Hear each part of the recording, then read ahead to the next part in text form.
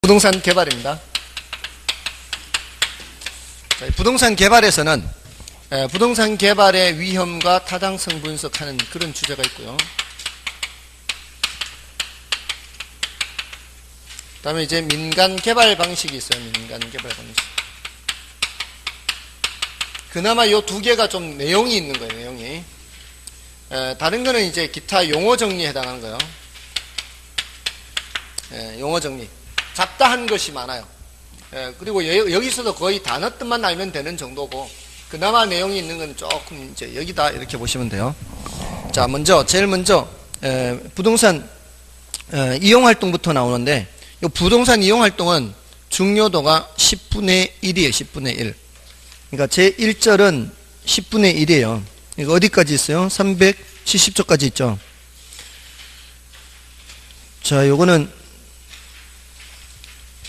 10분의 1인데 단어 정리 조금만 해보면 되는 정도니까 일단 365쪽에 집약도라는 단어 있죠. 그 집약도라는 단어는 좀 알아두세요. 이거 이제 개발하기 전에 이제 부동산 이용활동 이거는 잠깐 그냥 체크만 하고 지나가겠습니다. 부동산 이용활동 10분의 1. 저기 집약도라는 단어는 노자토 이렇게 하시면 돼요. 노자토 많이 얘기했었죠. 노동자본토지 해서 노자토. 요 집약도가 높은 이용을 집약적 이용이라 하고요. 집약적 이용은 이렇게 층수가 이렇게 많이 올라가면은 집약적이 되겠죠. 층수가 덜 올라가면은 조방적이라 그래요. 집약적 이용이다. 이런 거는 조방적 이용이다. 이런 단어 뜻만 알면 되겠습니다. 그 다음에 넘어가셔서요. 집약 한계와 조방 한계, 요거는 뭐 참고로 보시고요. 입지 잉여와 한계 입지 이런 말 있죠. 입지 잉여라는 단어는 입지가 뭐예요? 입지. 이거는 위치란 뜻이에요. 요거는 이익이란 뜻이죠. 남는 거. 위치가 좋아서 남는 이익. 뭐 이렇게. 위치가 좋아서 남는 이익. 입지 잉여다. 우리의 그 표현을 할 때 목이 좋다 그러죠. 길목이 참 좋다. 목이 좋다는 게 뭐가 좋다는 거예요? 위치가 좋다 이렇게 하는 거죠.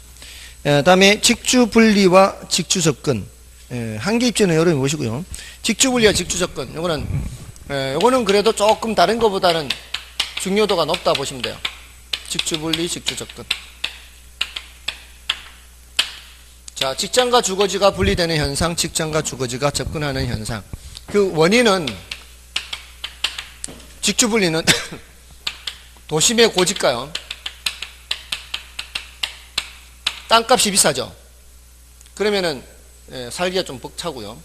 그리고 도심 환경도 악화가 돼요.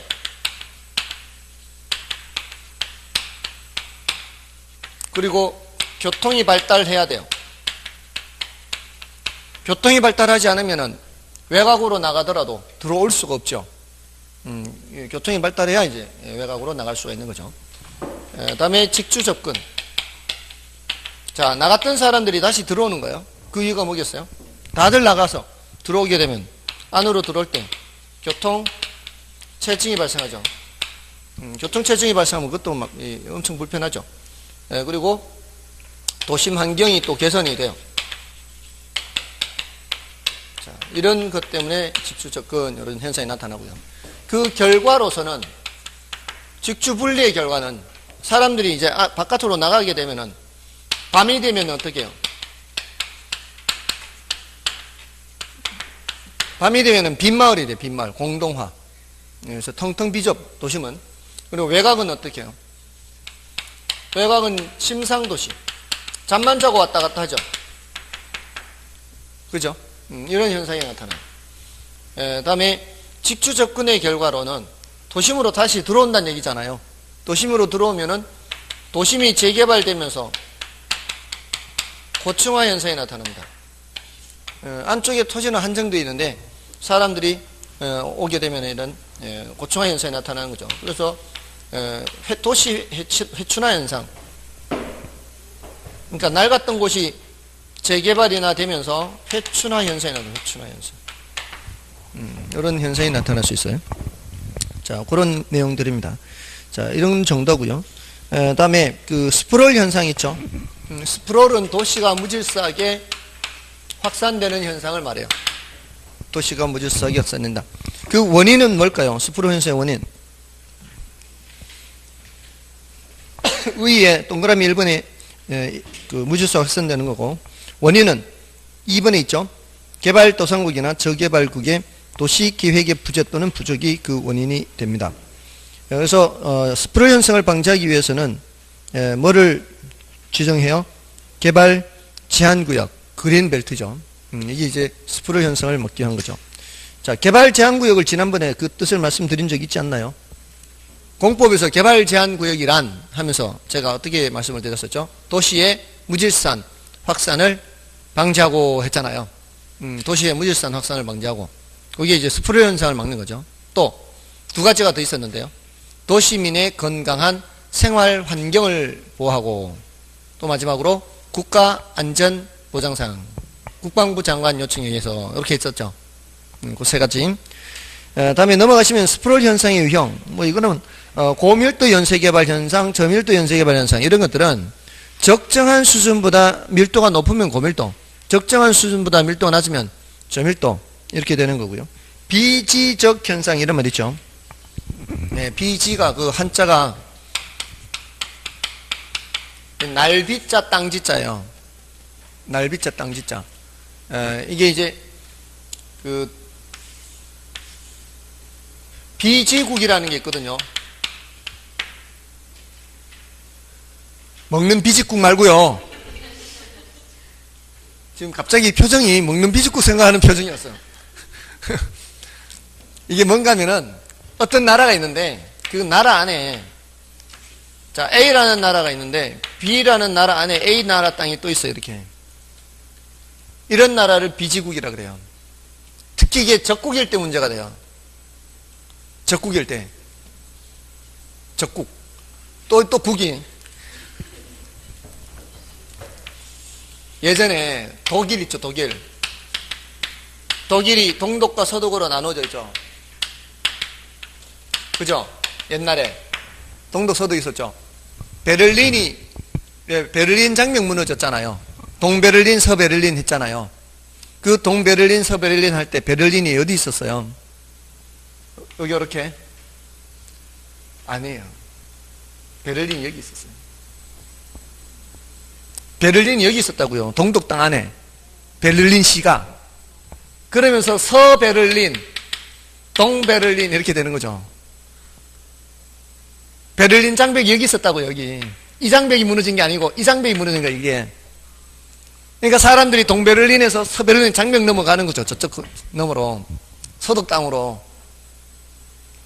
아시겠어요? 여기였대, 여기. 베를린이, 서베를린. 모르셨구나. 모르셨구나. 그 당시에는 이 서독이 비지국이었다고요, 비지국. 지금은 이제 통일됐으니까 관계없는데. 자, 그래서 이 비지적 스프롤 현상은 여기 도시가 있으면 건너뛰는 거 이렇게. 이러면서 찔끔 개발 이렇게 중간중간에 공지를 남겨놓고 이런 식으로 개발되는 거를 뭐라고 한다고요? 비지적 스프롤 현상이라고 그래요. 개구리 띵뛰기처럼. 됐나요? 자, 그게 비지적 스프롤. 다음에 스프롤 현상의 특징에서 그 특히 4번 지문 보세요. 4번, 동그라미 4번. 스프롤 지대의 집가 수준은 일반적으로 표준적 수준 이하의 경향이 있다. 땅값이 대체로 낮을 수밖에 없죠. 무질서한 거니까 땅값이 낮습니다. 그 다음에 침입과 계승 있죠. 자, 여기서 침입은 침입의 동그라미 1번을 보세요. 침입이란 어떤 이용 주체 또는 토지 이용 형태의 새로운 이질적인 수준의 것이 개입되는 현상을 침입 그래요. 보통 주거지역에 상업용이 침입하는 경우가 많아요. 상업지역에 주거용이 침입하는 경우가 많아요. 주거지역에 상업용이 침입하는 경우가 많죠. 자, 이렇게 하나 둘 침입하게 되면은 어떻게 점점 이 지역은 상업지역으로 바뀌어 가죠. 이렇게 바뀌어 가서 완전히 상업지역이 돼버리면은 그것을 계승이라 그래요. 침입의 결과로 뭐가 나타나는 거요? 계승이 되는 거죠. 자, 이럴 때 주거지역에 상업용이 침입하게 되면은 집약도가 점점 올라가는 게 보통이거든요. 이런 침입을 확대적 침입이라 그래요. 그러니까 보통은 무슨 침입이 나타나는 거예요? 확대적 침입이 나타나요. 이런 정도예요. 그다음에 이제 오른쪽 페이지에 한계지 직가법칙 있죠. 한계지 직가법칙. 한계지는 택지 이용의 최원방권이라고 그래요. 자, 이가 택지 지역이에요. 택지. 앞에 이제 오랜만에 나오는데 택지 하면은 주거용이든 상업용이든 공업용이든 건물 지어 사용하는 거죠. 그죠? 이게 택지 지역이에요. 주상공. 그러니까 요 택지 지역이 이렇게 있으면 이 바깥에 벗어나면은 농지 지역이나 임지 지역 되겠죠. 택, 농, 임 하잖아요. 택지 이용의 최원방권에 있는 이 바깥에 있는 토지를 뭐라고 한다? 이걸 한계잖아, 한계지. 이런 건 한계지. 한계지 직가법칙 하죠. 자, 땅값이 보통 도심에서 외곽으로 나가면서 어떻게 해요? 떨어지죠. 그러다가 자, 여기가 뚝 떨어져요. 뚝 떨어져. 여기까지가 택지. 여기는 농지, 임지 이렇게. 자, 그러면 한계지가 여기 안쪽이라는 얘기입니다. 여기 한계지. 한계지 땅값에서 농지, 임지가 뚝 떨어지죠. 이런 현상이 나타나는 것을 단절지가라 그래요. 단절지가. 끊어져 있죠, 여기. 이런 걸 단절지가 현상. 됐나요? 그러겠죠, 대부분. 택지. 그래, 명색이 택지잖아요. 바깥에 있어도 명색이 택지이기 때문에 농지, 임지보다는 가격이 더 높습니다. 자, 그 다음에 좀 읽어보시면은, 이 특징이 동그라미 1번에서 이건 뭐 한 번 정도만 설명하고 마는 거예요. 그러니까 다음에 이거 설명 안 드립니다, 이제. 이거는 뭐 10분의 1인 정도이기 때문에. 동그라미 1번에 한계지는 해서 두 번째 줄에 있죠. 단절지가 현상이 나타난다, 이렇게. 그 다음에 동그라미 2번에 한계지 지가와 도심부 지가는 상호 무관하지 않고, 무관하지 않다는 얘기는 관계가 있다는 얘기죠. 얘하고 얘는 관계 있다면 서로 관련을 주고받는다는 거예요. 얘는 서로 관련이 있어요. 그러니까 이 도심의 지가가 너무 올라가게 되면 어떻게 해요? 상대적으로 외곽 지가가 싸다고 느끼겠죠. 그럼 사람들이 외곽으로 오겠죠. 그럼 외곽 땅값도 올라가겠죠. 또 외곽 땅값이 너무 올라가게 되면은 상대적으로 도심 땅값이 싸게 되면 또 도심의 토지를 원하게 될 거고요. 서로 영향을 주고받아요. 얘네들 도심에 있는 토지와 이거는. 근데 한계지 상호 간에는 어때요? 이 한계지 한계지 상호 간에는 대체 관계에 있다고 볼 수 있겠죠.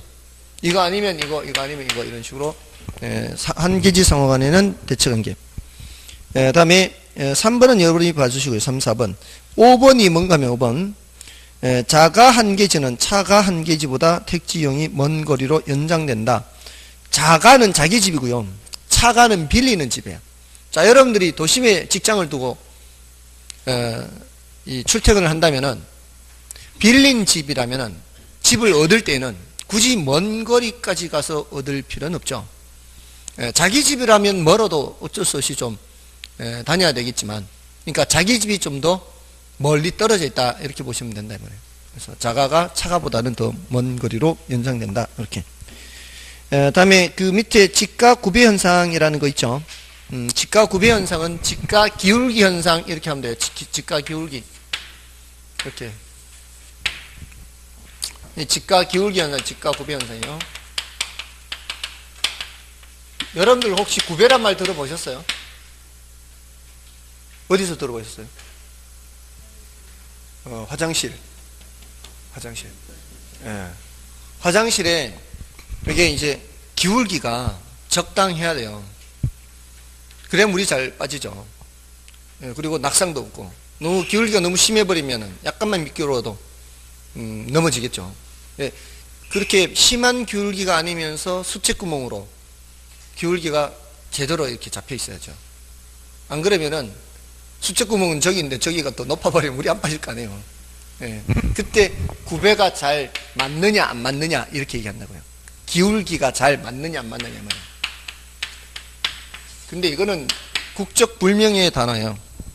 예. 이게 왜 어른들이 고바이라 하는 거 있죠. 고바이. 고바이가 심하다. 경사가 심한 거 고바이가 심하다 그러잖아요. 일본 말인데 들어본 적 있죠? 고바이. 고바이 구배가. 구배. 예, 근데 이게 물매라는 순 우리말이 있어요. 물매. 예, 순 우리말 얼마나 이뻐 이거. 이런 거 쓰면 되는데 물매. 아니면 기울기라든가. 기울기도 있고. 기울기, 물매. 이런 아주 좋은 말이 있는데 여기 됐죠? 예, 소도시의 이런 현상을 말해요. 소도시 있는 이런 현상. 자, 이 정도면 되겠습니다. 예, 그리고 이제 넘어가시면 되겠죠. 자, 이제 넘어가면 이제 개발인데요.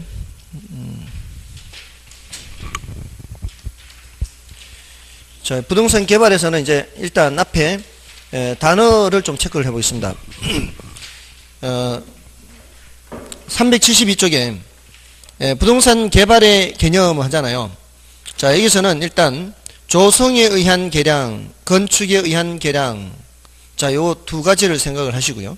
3번은 이제 참고로 보는데 그 시험에 2번 정도 언급은 됐어요. 한 번은 정답 지문으로 등장했고요. 한 번은 정답 지문이 아닌 것으로 등장을 했는데 그냥 단어 뜻을 묻는 정도였어요. 이거 몰라도 뭐 합격하는 데는 뭐 별로 지장이 없도록 출제는 됐지만 한번 언급이 됐으니까 그렇게 소개를 하는 거고요. 자, 일단은 개발하면은 그 이제 조성도 있고 뭐도 있어요. 건축도 있죠. 우리가 이제 부동산을 개발한다 그러면은 어떤 의미인가 하면은 이거지 않습니까? 제가 처음에 그 토지를 분류할 때 국토의 계획 및 이용에 관한 법률상 그 분류를 할 때 기본적으로 토지는 개발 목적으로 사용하는 게 있고 생산 목적으로 또는 보전 이렇게 세 가지로 했잖아요. 그죠? 생산하는 거는 이제 농림지역, 요거는 자연환경 보전지역, 요거는 도시지역 했잖아요. 자, 그럼 도시지역 개발한다는 건 어떤 용도로 이용한다는 거예요? 주로 주거용이나 상업용이나 공업용이나 어떠한 용도든 건물지어 사용하는 거예요. 그죠? 그게 개발이에요. 그러니까 부동산을 개발한다는 것은 결국 뭘 하겠다는 얘기야. 거기에다 뭔가를 짓겠다 이 소리죠. 그러려면 일단 이러한 목적으로 사용되던 토지를 이러한 목적으로 사용하기 위해서는 토지를 조성을 해야 될 거 아니에요. 택지 조성. 그죠? 그런 후에다 뭘 짓는 거예요? 건물 짓는 거죠. 그러니까 이것도 개발이고 이것도 개발이다 이 말이죠. 이거는 택지 개발이에요. 택지 개발. 그죠? 택지 개발. 개발된 택지 위에 건물 짓는 거. 이거는 공간을 만든다 그래. 공간 창조. 이거는 토지 자체를 개량한다. 이렇게. 됐습니까? 토지 자체를 개량. 이거는 공간. 사람들이 필요로 하는 공간을 만드는 거죠. 자, 그러니까 자, 그 두 가지. 건축에 의한 개량은 공간 창조 이렇게 되죠. 건물 짓는 거. 어렵지 않죠? 자, 근데 괄호 3번에 이제 참고로 보시면은 부동산 개발업의 관리 및 육성에 관한 법률상 부동산 개발 이렇게 돼 있죠. 자, 거기에 뭐라고 돼 있어요? 부동산 개발은 토지를 건설공사의 수행 또는 형질 변경의 방법으로 조성하거나, 자, 여기도 조성 들어가 있죠. 조성하거나 건축물을 건축, 대수선, 리모델링 또는 용도 변경하거나 공작물을 설치하는 행위를 말한다. 다만 시공을 담당하는 행위를 제외한다. 됐나요? 그러니까 조성, 건축, 그다음에 공작물 설치까지도 여기서는 뭐라고 해요? 개발이라고 하죠. 맞나요? 개발이 뭐예요? 지금 조성, 건축, 그 다음에 뒤에 공작물 설치도 있잖아요. 근데 건축 말고도 더 있죠. 대수선, 리모델링, 용도 변경 이런 것도 여기서는 뭐라고 해요? 개발이라고 하는 거죠. 그러니까 새로 짓는 거 말고 이 말이에요. 새로 짓는 거 말고 기존의 건물을 뭐 하는 거요? 대수선 또는 리모델링, 다음에 용도 변경도 뭐라고 보는 거요? 개발으로 보는 거죠. 개발. 법령상으로는. 용도 변경, 여러분들 혹시 이 공법에서 이거 나가셨나? 진도 나갔어요? 용도 변경? 건축법에서. 안 했습니까? 아직? 그러니까 건축법에서 어떤 용도로 사용되던 거를 다른 용도로 바꾸는 거. 건축물에 그 분류가 있거든요. 근데 어떤 경우에는 신고만 하면 되고 어떤 경우에는 허가를 받아야 되고 이런 게 있어요. 그 용도에 따라서 용도 변경 이런 거 이것도 이제 개발이라고 하는 거죠. 자, 다음에 넘어가셔서 373쪽에 주체에 따른 분류 있죠. 네. 시공이 뭔가 하면 이거예요. 시공은. 자, 예를 들어서 그 개발을 하는데 제가 예를 들어 개발업자예요. 개발업자인데 제가 이런 행위를 해요. 대수선을 하거나 리모델링을 하거나 건축을 하잖아요. 이럴 때 제가 경우에 따라 일을 다른 사람한테 맡길 수 있어요. 일부를 이렇게 요건 네가 좀 하고 요건 네가 좀 하고 이렇게 하잖아요. 그 일만 하는 시공 담당하는 그거는 개발이라고 안 보는 거예요. 제가 개발하는 거, 제가 개발하는 건 제가 개발하는 거고 시공은 딴 사람한테 이렇게 줄 수 있거든요. 그 시공은 개발하는 게 아니라 그죠. 개발은 제가 하는 거죠, 제가. 뭔지 아시겠죠? 그래서 그 개발업자라고 할 때도 제가 개발업자지 그 시공하는 사람은 개발업자가 아닌 거예요. 일만 맡아서 하는 거죠. 그거는 이제 개발이 아닌 거죠. 그 다음에 주체에 따른 분류에서 공영개발의 1섹터 이렇게 돼 있죠.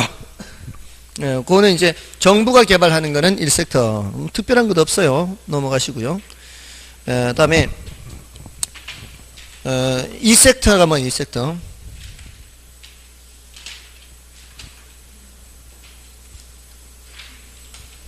이 섹터는 민간 개발 이렇게 돼 있죠.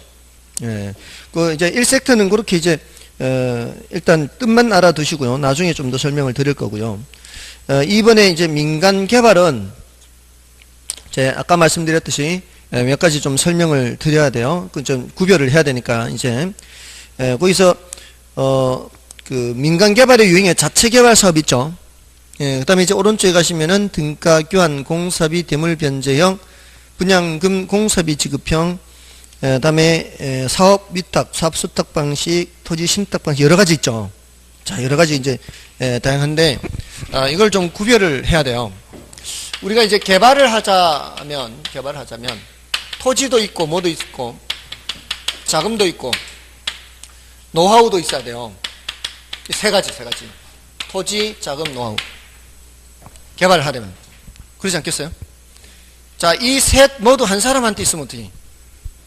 셋 모두 한 사람한테 있으면 자기가 직접 하면 되는 거죠. 그게 이제 자력개발. 자력개발 뭐라고 돼 있어요? 자체개발.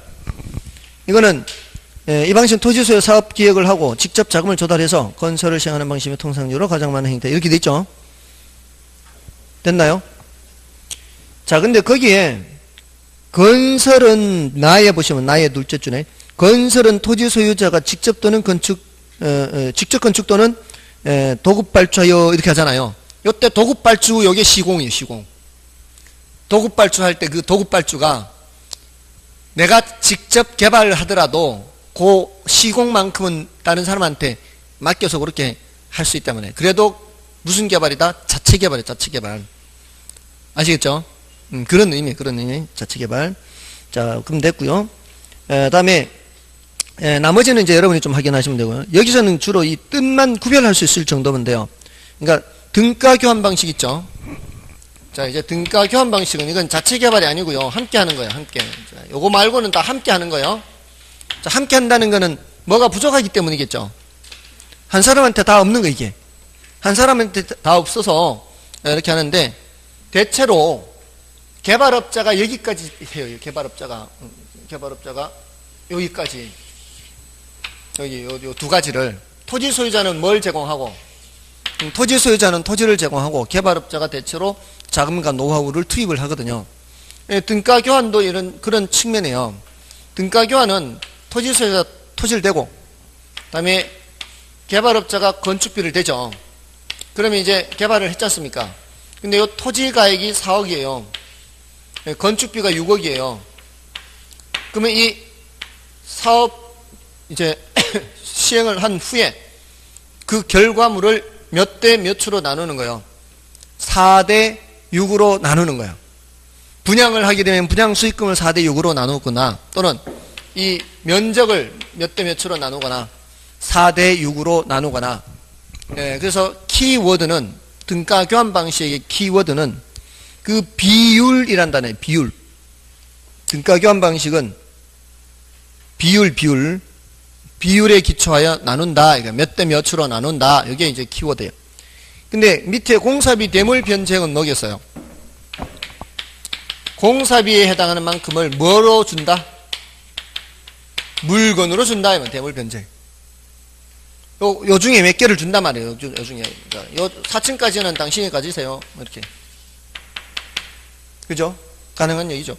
뭐 이런 것도 있더만요. 그 건설회사한테 자재를 납품한 회사 있죠. 자재회사. 자재회사가 납품을 하는데 그 공사 대금을 못 받을 때 그 아파트 몇 채를 받는 거죠. 들어보셨어요? 네, 그런 경우도 있죠. 또 직원들 월급 못 받아가지고 이제 분양이 안 되니까 월급 못 주잖아요.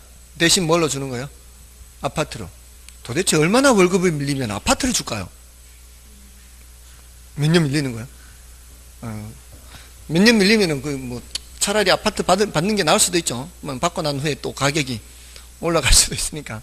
아무튼 물건으로 주는 게 대물 변경. 간단해요. 그 다음에 분양금 공사비 지급형 있죠. 이건 뭘로 주는 거예요? 공사비를 분양되면은 분양 수익금으로 지급하는 거예요. 분양 수익금으로. 충분히 생각할 수 있죠. 돈을 따로 주는 게 아니라 분양되면 그 수익금으로 준다. 이거 별로 어렵지 않고요. 자, 다음에 이제 그 밑에 E와 F를 좀 구별을 할 필요 있는데 사업 수탁 또는 사업 위탁 방식, 토지 신탁 방식 이렇게 돼 있죠. 자, 그 사업 위탁 또는 수탁 방식은 토지 소유자가 토지와 자금을 다 대요. 개발업자는 뭐만 제공하는 거예요? 노하우만 제공하는 거예요. 거기에 따른 수수료만 가져가요. 거기에 따른 수수료만 가져가고 그리고 이 사업 명의는 당연히 누구 명의로 진행이 돼요? 토지 소유자 명의로 진행되는데 이건 뭐 당연히 토지 소유자 명의예요. 근데 뭐하고 비교하기 위해서 이렇게 하는가 하면은 토지 신탁 방식이에요. 자, 이 토지 신탁 방식하고 구별하기 위해서 그래요. 얘가 좀 특별한 거니까. 토지 신탁 나오면 뭘 생각하는가 하면은 앞으로 신탁이라는 단어가 나오면 명의를 형식적으로 이전해요. 토지 소유자 명의로 돼 있던 거를 누구 명의로? 신탁회사 명의로 소유권이 이전돼요. 형식적이에요. 형식적. 실질적으로 누가 갖고 있으면서 토지 소유자가 갖고 있으면서 형식적으로 신탁회사에다가 넘겨요. 그럼 이제 명의가 누구 명의로 넘어왔어요? 신탁회사 명의로 넘어왔죠. 그럼 신탁회사가 여기에다가 자금과 노하우를 다 투입하는 거죠. 자, 이건 누구 명의로 진행돼요? 신탁회사 명의, 신탁회사.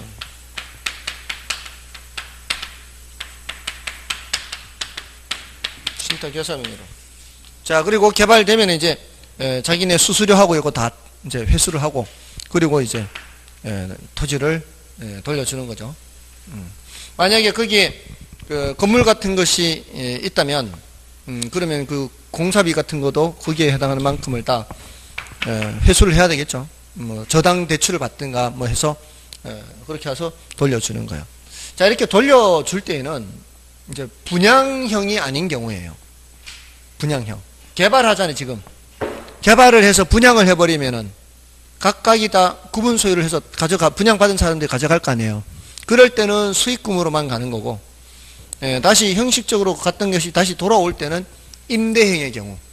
그러니까 이거 분양하지 않고 세를 놨으면은 다시 돌아갈 수는 있지만, 분양을 해버리면 다시 돌아갈 수가 없죠. 근데 이제 그때는 수익금으로만 하는 거예요. 자, 그렇게 해서 신탁형 했고요. 토지 신탁 방식이에요. 다음에 그 376쪽에 이제 넘어가시면은 그 투자자 모집형 있죠. 투자자 모집형은 그 옆에다가 신디케이트라고 써놓으세요. 신디케이트. 나중에 이제 신디케이트 할 때 함께 하게 되니까 그거는 투자자 모집이에요. 신디케이트. 요거는 부족한 자금을 모을 때 주로 사용하는 방식이고요. 다음에 컨소시엄 구성 개발 방식 있죠. 마지막에 있나요? 마지막에 H 컨소시엄 구성. 컨소시엄이란 말 들어보셨죠? 그 컨소시엄이란 말 나오면 어떤 생각이 들던가요? 컨소시엄. 자, 요거는 둘 이상의 회사가 연합법인을 만드는 거예요. 연합법인.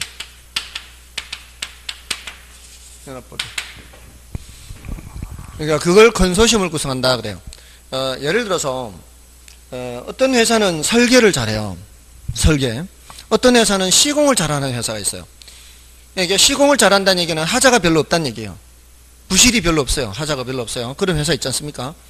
설계를 잘하는 회사는 그 수납 공간이라든가 이거 사람들이 쓰기 아주 편리하게 이렇게 이 배치 같은 거 잘하는 거죠. 그 시공을 잘하면 하자가 없고요. 그리고 요거 분양을 잘하는 회사가 또 있어요. 분양을 잘하는 회사.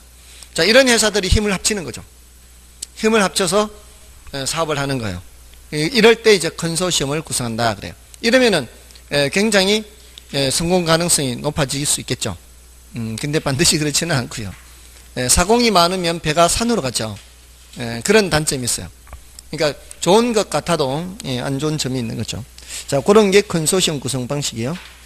다음에 넘어가시면은 토지 취득 방식에 따른 분류해서 환지 방식 있죠. 이것도 이제 단어들만 알면 돼요. 공법에 나오죠. 땅 교환하는 거. 다음에 전면 매수 방식은 매수 수용 방식을 말하는 거예요. 이것도 뭐 공법에 나오고요. 다음에 3번의 혼합 방식은 뭐겠어요? 1번과 2번을 합한 거예요. 이게 혼합 방식이고요. 신탁 개발 방금 했죠. 토지 신탁 이게 신탁 개발이에요. 토지 신탁이 신탁 개발입니다. 다음에 신개발은 뭐 별로 볼 거 없고요. 다음에 재개발은 일단 보지 마세요. 이거는 지금 이게 개정됐죠. 개정됐기 때문에 이게 보지 마시고요. 정비 사업의 유형에 따른 구분 있죠. 요거는 보지 마시고 B만 보세요. B 시행 방법에 따른 분류 있죠. 시행 방법에 따른 분류 해가지고 이게 보전 재개발, 수복 재개발, 개량 재개발, 철거 재개발 이렇게 하고 있죠. 자, 그 보전이라는 단어의 의미가 보전이라는 단어 옆에 써놓으세요. 보전은 현상 유지입니다. 수복은 그 옆에다가 복구해 놓은데 복구. 개량과 철거는 이제 여러분들이 보시는데 개량은 확장 개선 첨가 여기 요 체크해 놓으면 되죠. 개량에서는 그 확장 개선 그 뒤에 첨가 이런 단어 있죠. 그거 체크하면 돼요. 단어 뜻만 알면 되는 거예요. 자, 그럼 보전이 현상 유지다. 그럼 수복은 복구다. 그러면 생각해 보세요. 시행 방법에 따른 구분하고 있어요, 지금. 379쪽에 B에 보전, 가의 보전이 있죠. 나의 수복. 그 보전이 현상 유지인데, 현상 유지를 한다는 얘기는 지금 노후화된 것이 있다는 얘기예요? 없다는 얘기예요? 노후화된 것이 없다는 얘기죠. 노화된 거를 현상 유지할 수는 없잖아요. 단어의 의미가 노화된 걸 현상 유지할 수는 없잖아요. 그러니까 현상을 유지하겠다, 보존하겠다 얘기는 노화 아직 된 것이 없어요. 된 것이 없는데 한다는 얘기는 앞으로 될 거를 방지하겠다 이 소리다 이 말이에요. 아시겠죠? 조금만 생각해 보면 당연한 얘기예요. 그러면 수복, 복구라는 얘기는 뭐 복구시킨다는 얘기는 노화된 것이 있다는 얘기죠. 그러니까 전부 다를 복구시키는 게 아니잖아요. 전부 다를 복구시키는 건 이건 철거지, 철거. 그러니까 철거가 아닌 수복이라고 하는 것은 대부분 그대로 놔두고 뭐만 복구시킨다. 노후 불량화 요인만 제거시키는 거예요. 됐나요? 그러면 단어의 뜻만 알면 이게 별로 어렵지 않단 말이에요. 구분이 안 어려워요. 그 다음에 외관에 따른 분류에서도 그 유형개발, 무형개발, 복합개발 이렇게 있죠. 유형개발, 무형개발, 복합개발. 유형은 물리적 형상의 변형이 있으면 유형개발. 무형개발은 물리적 형상의 변형이 없으면 무형개발. 복합개발은 둘 다 나타나는 거. 됐나요? 자, 거기에 저기 있지 않습니까? 무형개발을 뭘 무형개발이라고 하는가 하면 여러분들 농지 지역이던 곳을 도시 지역으로 도시계획을 변경 고시하면 땅값이 바로 올라가 버리죠. 실제로 건물을 짓기도 전에 땅값은 올라가 버리죠. 그런 것들을 무형개발이에요. 무형개발. 아셨죠? 자, 그 정도면 되고요. 380쪽의 부동산 개발의 과정, 이거는 앞 글자 따서 순서만 알면 돼요. 아예 부탁 근검마 해가지고 그렇게 중요도가 높지도 않고요. 그 다음에 마지막에 381쪽의 그 끝부분에 있는 부동산 개발의 위험과 타당성 분석, 요거는 이제 다음 주에 하도록 하겠습니다. 됐죠? 다음 주 맞나요? 다음 주 맞죠? 다음 주 수요일. 연휴가 목요일부터죠. 연휴가 목요일부터죠. 다음 주에 하겠습니다. 됐죠? 여기까지 하겠습니다. S였습니다. 감사합니다.